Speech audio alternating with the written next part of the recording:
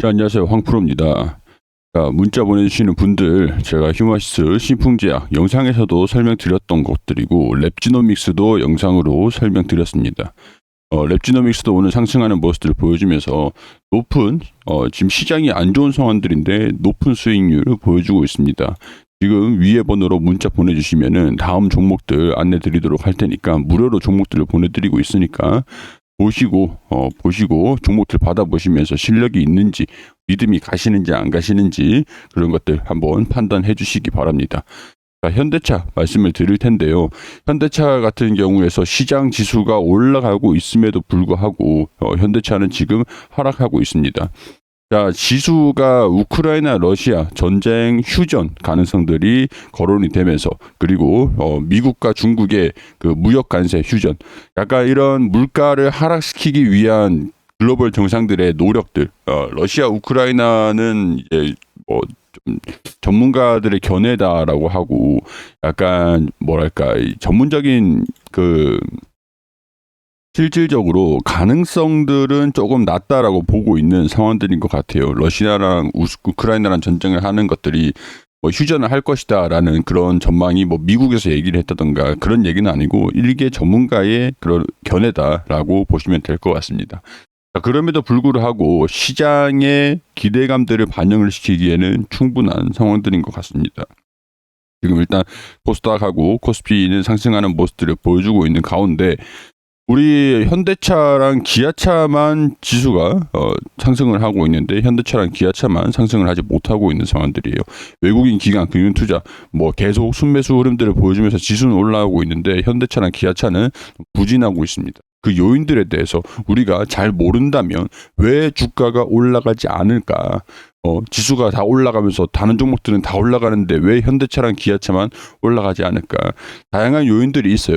일단은 제가 제 개인적인 견해들을 말씀을 드릴 건데, 이유들을 말씀을 드릴 건데, 일단은 첫 번째, 중간 배당락이 있었다. 통상적으로 배당락이 오면 항상 100%는 아니지만 배당락이 있고 나면은 조정을 받는 모습들을 보여주기도 했습니다. 뭐 이때는 코로나 때니까 특수적인 부분들이고, 배당락을 보이고 이때 배당락 보이고 조정을 받았었죠. 중간 배당락 보이고 조정을 받았어요. 배당이라는 게 회사의 영업이익을 중간 배당 받고 조정을 받았죠. 배당 이후에 조정을 받았죠. 자, 회사 이익이 생겨요. 이익이 발생이 되면은 이 이익에 대한 주주들한테 배분을 해주는 게 배당입니다. 배분을 해주는 게 어렵지 않아요. 배분을 해주는데, 배분을 해주는 게 영업이익에서 배분을 해주는 거잖아요. 그렇기 때문에 재무적인 부분에서 영업이익률이 조금 떨어질 수도 있습니다. 그렇기 때문에 뭐 물론 이것 때문에 일시적인 요인들입니다. 일시적인 요인들로 인해서 주가가 조정을 받는다. 이게 회사의 전망이라든가 이 회사의 가치라든가 이런 것들을 주도하는 내용들은 아니에요. 일시적입니다. 일시적. 그렇기 때문에 지금 중간 배당으로 인해서 조정을 받는다라고 하면은 땅바닥을 받아줄 가능성들 염두를 해두시고 보시면 좋을 것 같은데, 물론 이것 때문에 주가가 못 올라가고 있다. 그런 내용들은 아닙니다. 이거는 그냥 단순히 참고해서 보시면 좋을 것 같고, 첫 번째가 있고 두 번째가 있는데, 일단은 상승 요인들 그리고 하락 요인들. 자, 이게 하락을 상승 요인이다는 긍정적인 내용들이잖아요. 긍정적인 내용들은 이제 하락을 제한시키는 하락 제한, 그리고 부정적인 요인들이니까 상승을 제한시킨다. 이게 상승 제한. 이게 두 가지가 한 번에 공존하고 있습니다. 상승 요인들이 뭐냐? 미국에서 전기차 판매량이 증가되고 있다. 테슬라를 넘어섰다. 이런 내용들이 상승은 상승적인 긍정적인 내용들이나 하락은 제한시키고 있는 상황들이고, 하락 요인들도 같이 있어요. 러시아의 그 러시아 공장과 글로벌 완성차의 판매량 감소. 이제 유럽 쪽이 될.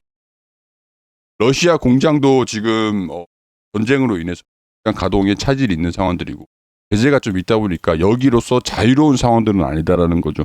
자, 하락 요인들은 부정적인 요인들로서 이제 글로벌 완성차 판매량이 감소가 되고 있다라는 소식이고, 러시아 공장에 대한 제재 요인들, 여기에 대해서 자유롭진 않다. 이게 지금 상승을 제한시키는 그런 요인들이다라고 말씀을 드릴 수 있을 것 같습니다. 자, 그렇게 되면은 결국에는 뭐가 중요하냐? 2분기 실적이 가장 중요합니다. 2분기 실적. 자, 하락 요인들이 있고 상승 요인들이 있어요. 이건 좀 긍정적인 내용들, 이건 부정적인 내용들인데, 하락 요인들이 방금 말씀드린 러시아랑 판매량 감소 이런 내용들 때문에 하락을 좀 시킨다. 근데 이 상승 요인들, 긍정적인 내용들이 있다 보니까 이런 내용들로서 하락을 제한시키고 2분기 부정적인 내용들이 있었음에도 불구하고 2분기 실적이 호실적이 나왔다. 호실적이 나왔다라고 하면은 분명히 주가가 바닥을 제한시키고 상승, 긍정적인 내용들로서 무게를 좀 더 둘 겁니다. 하락 요인들, 부정적인 요인들하고 긍정적인 요인들이 있는데 여기로 추세를 더 이제 맞출 수가 있겠죠. 자, 실적이 잘 나왔대라고 하면은 가치 대비 지금 주가가 너무 저렴한 거 아니냐. 약간 이런 관점으로 주가가 반등 나오고 18만 5천 원을 돌파를 하면은 추세적인 상승 흐름들을 보여줄 거예요. 그렇기 때문에 우리가 하락 요인과 긍정적인 요인들, 부정적인 요인과 긍정적인 요인들 두 가지를 다 알고 계실 필요가 있습니다. 부정적인 요인들이 있는데 러시아하고 판매량 이게 해소가 된다라고 하면은 긍정적인 요인으로 무게추가 기울어지는 거예요. 그렇기 때문에 미국의 전기차 판매량, 전기차를 테슬라를 넘어서고 가성비를 압도적으로 지금 브랜드 인지도가 높아지고 있다라는 것들이 부정적인 요인들이 해소가 되면은 긍정적인 요인들로 전기차 판매량이 앞으로 이제 내연 기관차의 판매량을 증가시킬 것이다라고 볼 수 있는 상황들이다라고 정리를 할 수가 있겠죠. 자, 외국인들이 오늘 정리를 하고 있습니다. 물론 원달러 흐름들이 있는데 달러가 강세 흐름들을 보여주면서 원화가 떨어지고 있어요.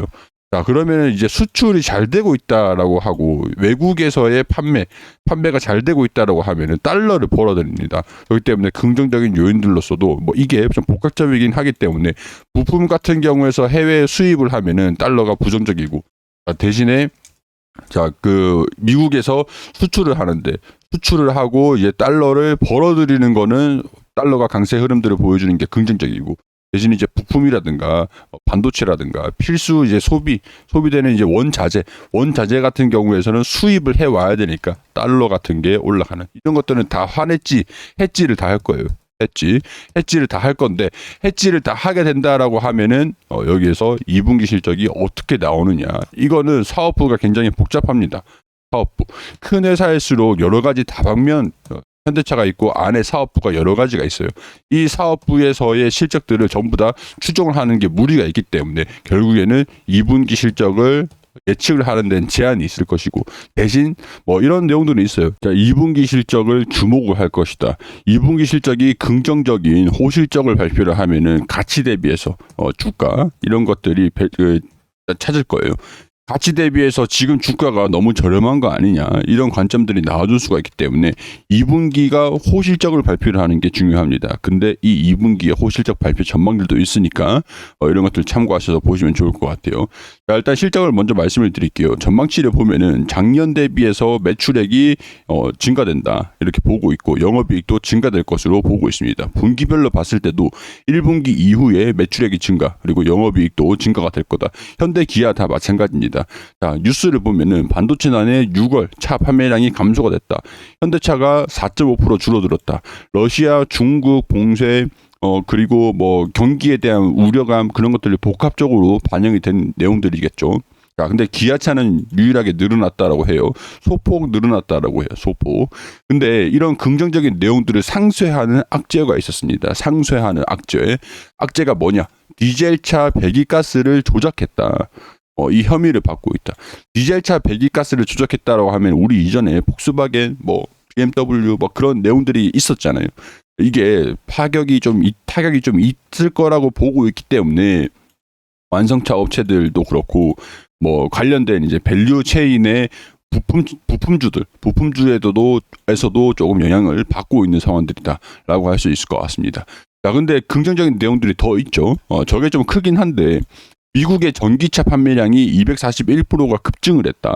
현대차가 이 미국 시장을 선점을 하고 있다. 이런 내용들은 굉장히 긍정적인 내용이라고 말씀을 드릴 수 있을 것 같아요. 다만 다만 이런 악재 같은 것들이 이런 호재들을 상쇄시키고 있고 이제 중간 배당도 같이 진행이 되고 있으면서 이런 영향들을 복합적으로 받고 있다. 이렇게 보시는 게 좋겠죠.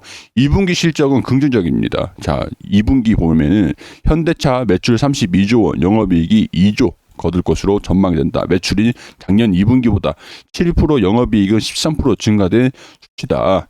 자, 1분기 비교해도 매출과 영업이익은 8%, 11% 증가된다. 그러니까 작년에 비해서도 성장을 할 것으로 보여주고 작년 2분기 비해서도 성장을 한 수치다.